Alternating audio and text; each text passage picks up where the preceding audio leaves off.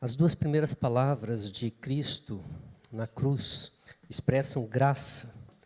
Graça para oferecer perdão a pessoas totalmente indignas. Estão em Lucas, capítulo 23. No versículo 34, Jesus diz: Pai, perdoa-lhes. Eles não sabem o que fazem. Em primeiro lugar, ele faz um pedido de uma forma contínua. Essa é aquela palavra que Jesus vai caminhando e dizendo constantemente: Pai, perdoa-lhes, perdoa-lhes. Ele pede de forma contínua que o Pai não tomasse as atitudes daqueles que o feriam como um ato premeditado. Eles não sabem o que fazem. Aqueles que estão perdidos no pecado não conseguem entender o mal que estão fazendo ao seu Salvador.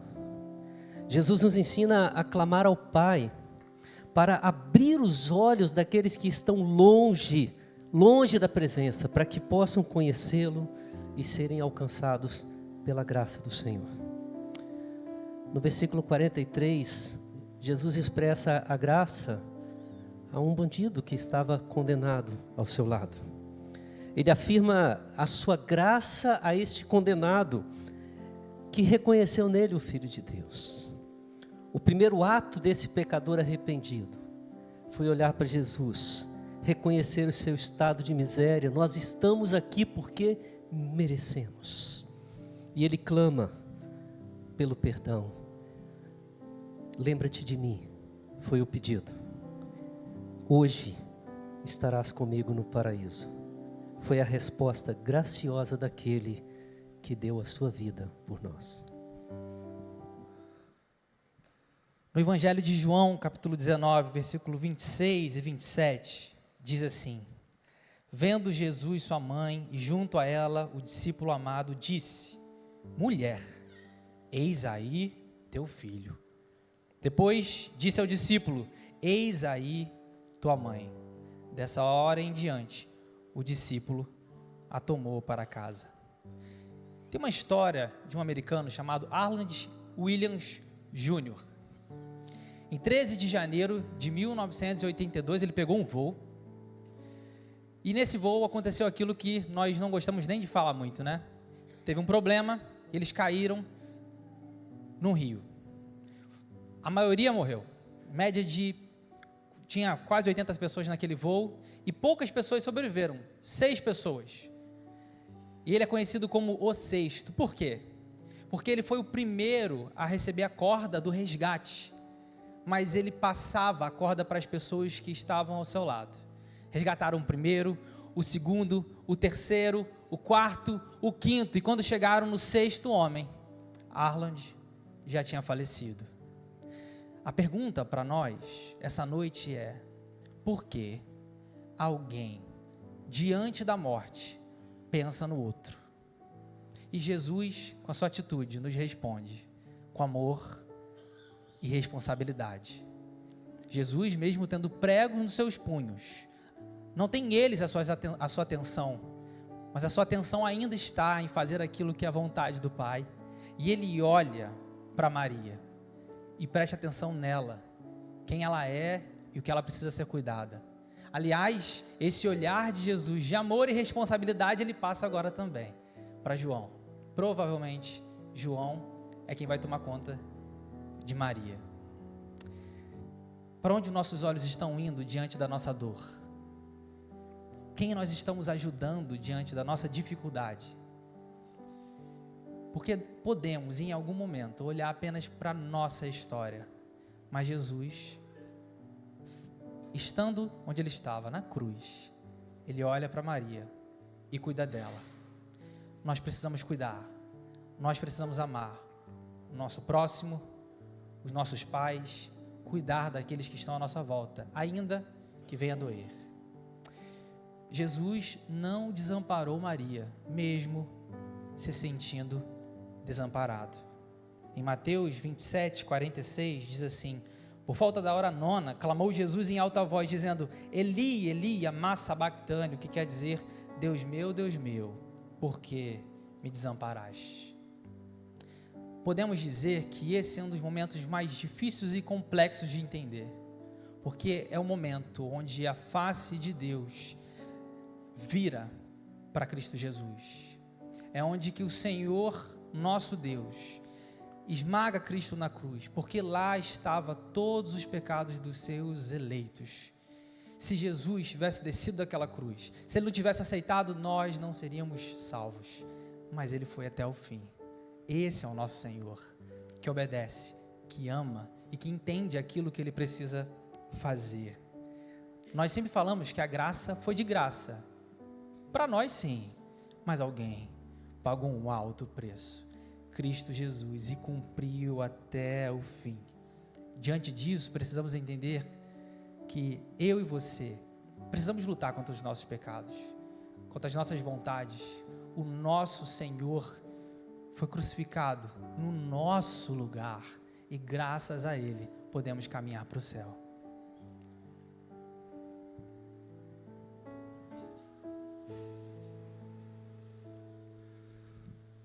No Evangelho do Senhor Jesus, segundo escreveu João, capítulo 19, versículo 28 e 29, nós encontramos a quinta palavra da cruz. O Senhor Jesus disse: tenho sede, e lhe deram vinagre para beber. O texto aqui em João diz que isso aconteceu para se cumprir a Escritura. E de fato aqui se cumpriu a profecia do Salmo 69, versículo 21, parte B, que diz exatamente: e na minha sede me deram a beber vinagre. Queridos, é impressionante como mais de 300 profecias acerca do Messias se cumpriram com perfeição, com riqueza de detalhes, na vida, na obra, na morte e na ressurreição do Senhor Jesus. E especificamente aqui, esse desejo agonizante, essa sede agonizante do Senhor Jesus na cruz do Calvário, revela para nós uma verdade muito sublime: a humanidade de Jesus. Jesus era verdadeiramente homem, ele sentiu sede. E por que isso é tão importante para nós? Isso é importante para nós porque somente um ser humano poderia substituir outro ser humano na cruz do Calvário. O Senhor Jesus precisava ser verdadeiramente homem para ele nos substituir na cruz e sofrer a punição em nosso lugar. Meus irmãos, nós estamos diante de um fato extraordinário. O Criador dos céus e da terra, aquele cuja Bíblia diz que as nuvens são pó dos seus pés, os montes tremem diante dele, todas as nações são como gotas diante da sua grandeza. Esse Deus poderoso e soberano, ele se fez homem. Ele se submeteu às limitações humanas, ele provou das misérias humanas, sentiu dor, sofreu, foi tentado, teve sono, sentiu cansaço, ele teve sede, por amor, para nos resgatar. Essas palavras, tenho sede, expressam então a agonia, o sofrimento de um Deus soberano, majestoso e poderoso, mas que apesar da sua majestade, grandeza e glória, nos ama a ponto de morrer por nós, a ponto de se submeter a tudo isso para nos salvar. De maneira que a ênfase dessa expressão, tenho sede, deve ser colocada no infinito amor do Senhor, revelado aqui, em sua disposição de sofrer essa sede avassaladora, a fim de que Ele mesmo pudesse ser para mim e para você a fonte eterna e inesgotável da água viva, a fim de que Ele mesmo pudesse saciar a nossa sede de vida, sede de eternidade. O texto continua e no capítulo 19, versículo 30, nós encontramos mais uma palavra da cruz: está consumado. O Senhor Jesus disse: está consumado. Depois de uma palavra de agonia, nós nos deparamos com um grito de vitória: está consumado. No grego, tetelestai. Jesus não disse isso em um tom de derrota, mas Jesus disse isso como alguém que grita de alegria, porque alcançou a vitória ou porque concluiu com êxito um determinado trabalho. Meus irmãos, a verdade é que todos nós somos pecadores, sem exceção. E diz a Bíblia que o salário do pecado é a morte. Diz a Bíblia que não há um justo sequer. Diz a Bíblia que todos pecaram, portanto todos somos culpados diante do tribunal de Deus e merecemos a condenação eterna, a morte eterna. Mas a boa notícia é que o Senhor Jesus recebeu essa sentença em nosso lugar. É como se o Senhor Jesus ali da cruz do Calvário dissesse para nós: olha, vocês pecaram, vocês merecem a morte, mas eu vos amo demais, e eu vou morrer a vossa morte para que vocês possam viver a minha vida, vida plena e abundante hoje e por toda a eternidade.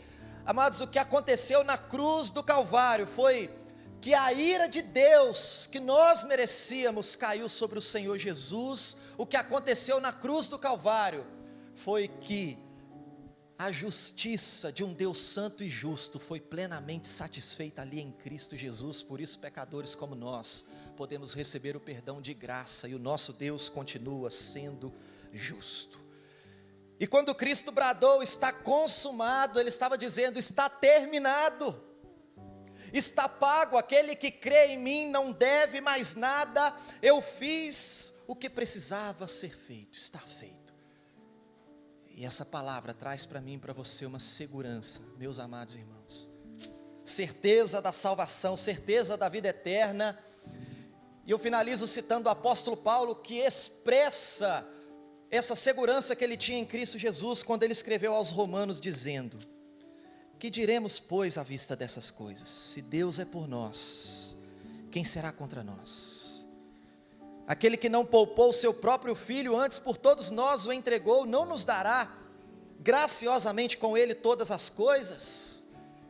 E quem intentará acusação contra os eleitos de Deus, se é o próprio Deus quem os justifica? Quem os condenará?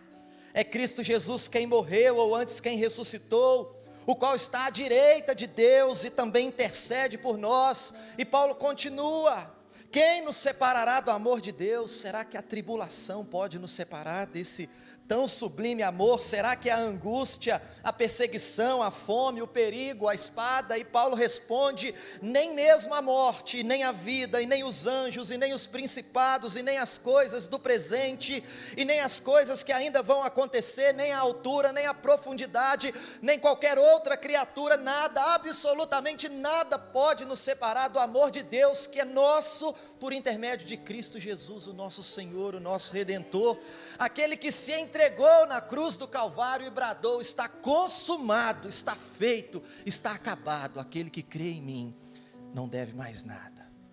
Louvado seja o Senhor. Amém.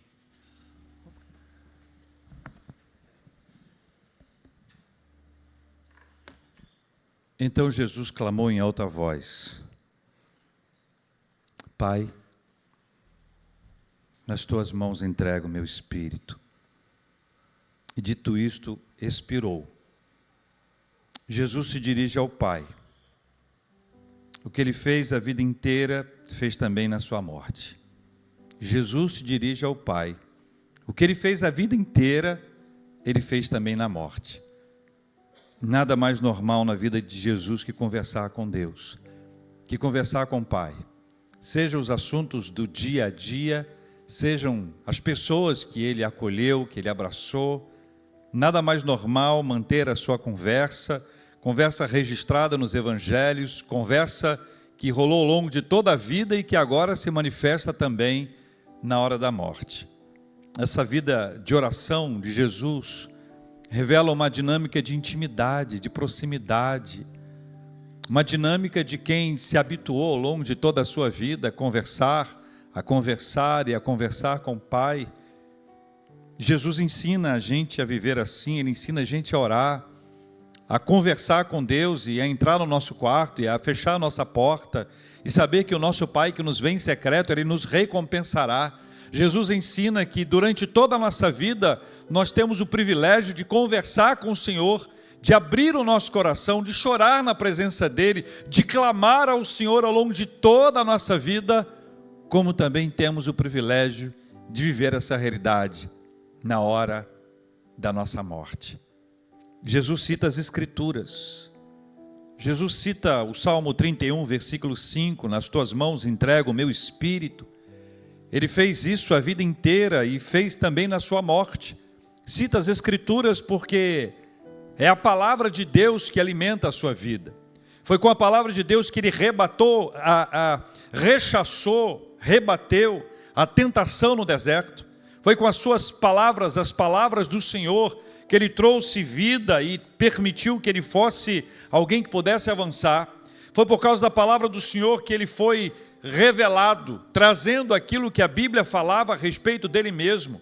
A palavra de Deus, a palavra do Pai, a palavra do Senhor esteve sempre presente nos seus lábios, e a partir da sua palavra nós aprendemos que é assim que a gente vive a vida inteira e até a nossa morte. A palavra que nos acompanha ao longo da vida é a palavra que nos acompanhará até a hora da nossa morte. Jesus entregou o seu Espírito e expressa assim a sua confiança. Nada mais normal. O que ele fez a vida inteira, ele fez também na sua morte, expressando a sua confiança em Deus, expressando a realidade de que ele e o Pai são um. Ele nos ensina a confiar a nossa vida, a depositar a nossa esperança, a colocar o nosso coração, a nossa angústia, o nosso medo, os temores que estão vindo sobre cada um de nós, são apresentados diante do Senhor, e nós podemos expressar isso a partir da nossa confiança, da nossa entrega sincera, verdadeira, nas mãos daquele que tem todo o poder e pode fazer todas as coisas. Jesus nos ensina esta realidade a partir da confiança que nós podemos expressar nele. Nada mais normal, nada mais comum. Aquilo que ele fez a vida inteira, ele fez também na sua morte. A graça foi oferecida no perdão e na salvação do pecador. A graça oferecida na primeira palavra, nas palavras iniciais. A graça oferecida a quem não merecia, o perdão oferecido a quem não fez jus, a quem não tinha nenhum mérito. O olhar de cuidado, o olhar de amor e cuidado na hora da vida e da morte com quem ali estava. A realidade de uma mãe sendo cuidada por um filho, e de um filho que recebe o carinho de uma mãe. O não desamparo do desamparado que não hesitou em seguir em frente. O desamparado que assim se sentiu, mas embora desamparado, não desamparou, não desistiu, não parou, foi em frente, seguiu o caminho, porque tinha alguém para alcançar. A sede que revela a humanidade, a sede que revela a humanidade de quem deixou a sua glória para saciar a nossa sede. A sede daqueles que, ao longo de toda a sua jornada, puderam viver até de forma indiferente, olhando para o lado, não atentos, ou questionando, ou blasfemando, ou criticando, ou perseguindo, ou atacando, ferindo, machucando, de uma forma ou de outra. Toda aquela agressividade revelava a sede que só ele mesmo poderia saciar. O término do que precisava ser feito. O ponto final. Para alguns, derrota, vergonha. Para uns, acabou a história. Acabou o nosso sonho. O nosso projeto acabou. Desistimos. Vamos voltar para casa. Para outros, o ponto final era tão somente a declaração de que a partir de agora a vitória sobre a morte foi decretada. A partir de agora, a morte, que era o pior inimigo, o maior inimigo a ser enfrentado, era agora definitivamente derrotada pela graça maravilhosa do Senhor, que nos ensina que a partir de agora nada mais pode nos separar do amor de Deus. A morte que separava já não separa mais. a certeza de que as palavras de Jesus na cruz continuam a ecoar na nossa vida hoje, para encher o coração da gente da certeza de que essa graça é oferecida a nós, de que o perdão é para nós, e de que a salvação é para nós, apesar de nós.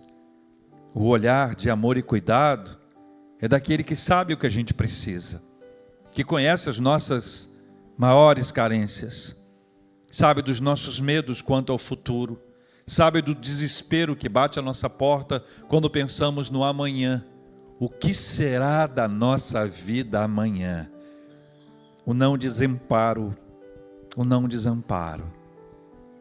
Não há desamparo para quem é acolhido por Jesus, que não hesitou e seguiu em frente. A sede que há em você, a sede que há em nós, só pode ser saciada por aquele que na sua humanidade teve sede. O ponto final dessa história está consumado. Acabou. Missão cumprida. Fui até o final. Sofri, mas não desisti. A missão está cumprida. Eu vim para que vocês tenham vida, e tenham vida em abundância. A vida chegou na morte. A morte não tem lugar mais na sua história. Esse é o fundamento da nossa vida. A palavra do Senhor, a cruz do Calvário, o sofrimento daquele tempo, traz para nós hoje o alento e a certeza de que pela graça do Senhor aqui estamos e pela graça do Senhor seguiremos, não desistiremos, por amor àquele que jamais desistiu da gente. Essa é a certeza que está no meu coração. Está no seu também? Está no seu coração também? Nós vamos orar juntos. Sabe por quê? Porque nós nos unimos ao redor do Senhor, em nome dEle, nós oramos. O Senhor nos acolhe, nos abraça, como abraçou a humanidade inteira até aqui. E como através de nós, essa palavra vai continuar a ecoar e alcançar milhares e milhares e milhares para a glória dEle. Vamos ficar de pé, meus irmãos e minhas irmãs. Vamos fechar os nossos olhos e vamos buscar a face maravilhosa do Senhor. Pai, a Tua palavra é revelada nas Escrituras. O Calvário foi um lugar de muita dor e vergonha. Para aqueles que odiavam o Senhor Jesus, foi um dia de grande vitória. Acharam que estavam silenciando nosso Senhor. Coitados, não perceberam que atrás daquela aparente derrota estava a retumbante vitória que mudou a história da humanidade. A escuridão que veio após a morte de Jesus trouxe a eles a certeza de que sem Cristo estamos mergulhados nas trevas. Mas com Cristo nós temos a luz do mundo, refletimos a luz do mundo para iluminar o lugar por onde a gente passar. Pai, que o Teu Espírito Santo maravilhoso reaviva a memória da gente, que nós possamos relembrar a Tua palavra, meditar na Tua palavra, buscar a Tua palavra, avançar na Tua palavra, certos do poder extraordinário que há na palavra do Senhor, no Seu sacrifício na cruz do Calvário, na Sua entrega, no Seu sacrifício por amor de nós, para nos arrancar da condenação eterna, do peso da culpa do pecado, para nos trazer a vida e a vida em abundância. Pai, nós Te glorificamos, nós engrandecemos o Teu santo nome e nós celebramos diante do Senhor a bênção da vida que há em Jesus, da Sua entrega na cruz, para que nós achássemos a vida e a recebêssemos da parte do Senhor. Muito obrigado, em nome de Jesus. Amém.